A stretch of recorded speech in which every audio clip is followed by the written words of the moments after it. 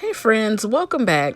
So I had this Huggies wipe dispenser that I couldn't quite get to match decor, so I decided to glam it up a little bit.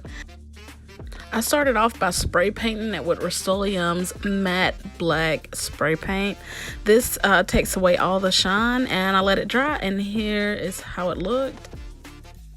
We've been using it for sanitizing wipes, but you can also use it for baby wipes and makeup wipes.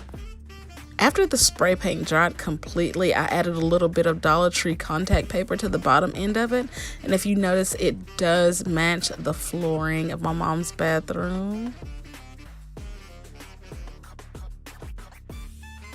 I was indecisive on my sparkle for my container. I didn't know if I wanted to use diamonds or pearls. I decided to go with the diamonds because I felt like it gave it just a little bit more glam. I used 4 packs from the Dollar General. I think they were like 79 or 99 cents. They also have them at the Dollar Tree.